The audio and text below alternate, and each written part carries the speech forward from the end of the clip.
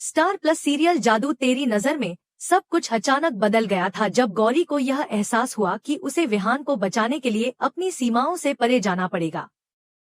पूरा परिवार उसे ढूंढ रहा था, लेकिन वो जानती थी कि अगर वो वापस गई तो सब कुछ खत्म हो जाएगा।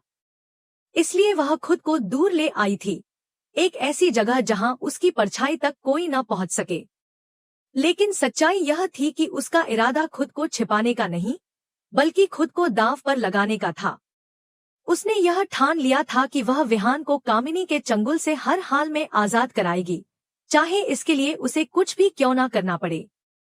गौरी को नागोक ले जाया गया, एक रहस्यमय और रहस्यों से भरी दुनिया जहां न तो समय का कोई बंधन था, न ही कोई नियम जो इंसानों को रोक सके।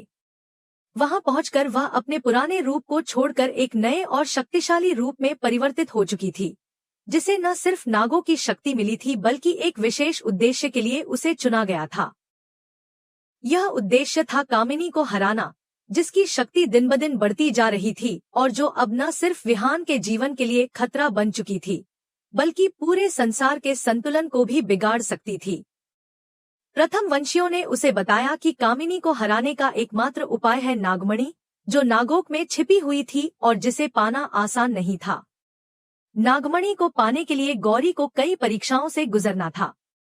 उसे यह भी बताया गया कि नागमणि की रक्षा एक रहस्यमय रक्षिका करती है, जिसकी शक्ति न केवल गौरी से अधिक थी, बल्कि वह स्वयं प्रथम वंशियों को भी चुनौती दे सकती थी। लेकिन गौरी को यह सब मालूम नहीं था जब वह नागोक पहुंची थी। उसे लगा था कि उसके पास अब पर्याप्त ताकत है, लेकिन सच्चाई यह थी कि असली लड़ाई अभी शुरू ही हुई थी। जब रक्षिका ने पहली बार गौरी को देखा तो वह बहुत क्रोधित हो उठी। उसके लिए यह अस्वीकार्य था कि कोई मानव, और वह भी एक स्त्री, नागोक की पवित्र भूमि पर कदम रखे और नागमणि जैसे दिव्य वस्तु की तलाश करे। रक्षिका ने चेतावनी दी कि गौरी को तुरंत लौट जाना चाहिए, लेकिन गौरी ने अपने निर्णय पर अडिग रहते हुए कहा कि वह अपने प्रेमी की जान बचाने आई है और पीछे हटना उसके लिए अब संभव नहीं। यह सुनकर रक्षिका और अधिक क्रोधित हो गई और एक भीषण युद्ध की शुरुआत हो गई। इस युद्ध में गौरी को कई बार लगा कि उसकी शक्ति जवाब दे रही है, लेकिन उसे बार बार विहान का चेहरा याद आता, उसकी मुस्कान, उसकी आंखें, और यही उसे फिर से उठने की ताकत देता। वह जानती थी कि अगर वह हार गई तो कामिनी जीत जाएगी और फिर न केवल विहान की बल्कि पूरी मानवता की तबाही निश्चित है। रक्षिका को हराने के लिए उसे अपने अंदर छुपी उस शक्ति को जगाना पड़ा, जिसे अभी तक वह खुद भी नहीं जानती थी। दूसरी ओर कामिनी अपने जाल में विहान को फंसा चुकी थी। उसने एक ऐसा मायाजाल रच दिया था कि विहान को यह तक समझ नहीं आ रहा था कि वह कौन है, क्यों है और उसके साथ क्या हो रहा है। वह बस एक कठपुतली बनकर रह गया था, जिसकी डोरें अब कामिनी के हाथों में थी। लेकिन कामिनी को यह पता नहीं था कि गौरी अब सिर्फ एक प्रेमिका नहीं रही, वह अब एक योद्धा बन चुकी है, नागों की शक्ति से सजी हुई और अपने प्रेम की रक्षा के लिए लड़ने को तैयार।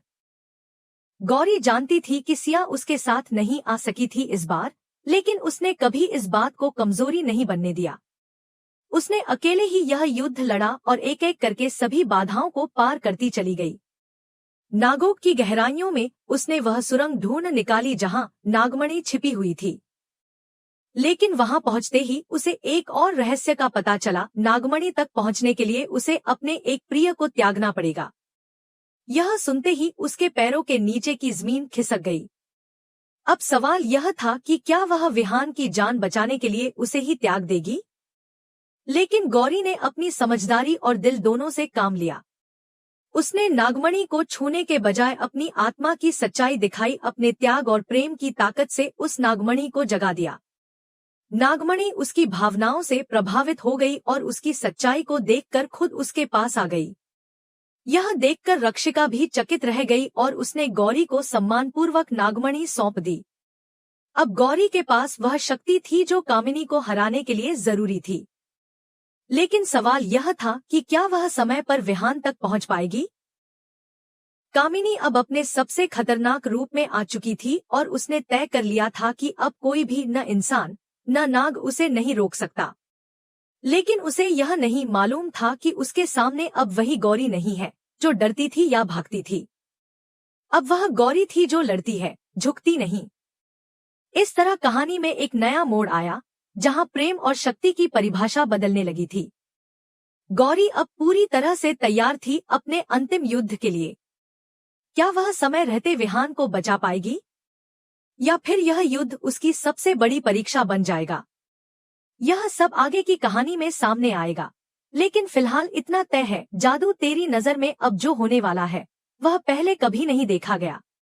गौरी अब नागोक में थी, उस रहस्यमयी और शक्तियों से भरी दुनिया में जहां का हर कण ऊर्जा से भरा हुआ था। वहां पहुंचते ही उसने अपनी आंखें बंद की और एक गहरी सांस ली। उसके मन में सिर्फ एक ही संकल्प था, किसी भी कीमत पर अपने विहान को बचाना है। वह जानती थी कि यह युद्ध अब सिर्फ बाहरी नहीं रहा, यह एक आंतरिक लड़ाई बन चुका था, जिसमें उसे अपने प्रेम, अपने आत्मबल और अपने विश्वास को परखना था। नागोक की देवताओं के समक्ष उसने झुककर प्रार्थना की, अपने विहान की जान की भीख मांगी। यह पहली बार था जब एक नाग कन्या, जो अब आध्यात्मिक और शारीरिक रूप से अत्यंत शक्तिशाली बन चुकी थी, खुद को इतना विनम्र बनाकर किसी के लिए झुकी थी। उसकी आंखों में आंसू थे, लेकिन उनमें डर नहीं, सिर्फ प्रेम और समर्पण की शक्ति थी। गौरी ने नागमणि की मांग की, क्योंकि वही एकमात्र शक्ति थी जिससे वह कामिनी की काली जादुई ताकतों को हराकर उसे खत्म कर सकती थी। नागों के संरक्षक रक्षक पहले तो हिचके, लेकिन गौरी के भीतर की ईमानदारी, उसकी आंखों की चमक और उसके प्रेम की सच्चाई ने उन्हें भी झुका दिया। उन्होंने कहा, यह नागमणि किसी भी स्वार्थी हेतु के लिए नहीं दी जाती, लेकिन तू जिसे बचाना चाहती है वह सिर्फ तेरा प्रेमी नहीं, बल्कि इस लोक और परलोक के संतुलन का रक्षक भी है। तुझे यह मणि दी जाती है, लेकिन इसके साथ आने वाली जिम्मेदारी तेरी परीक्षा होगी। गौरी ने उस नागमणि को हाथ में लिया और उसी क्षण उसे एक अलग ही ऊर्जा का अनुभव हुआ, जैसे हर कोशिका में शक्ति का विस्फोट हो रहा हो। लेकिन यह शक्ति जितनी सुंदर थी, उतनी ही खतरनाक भी।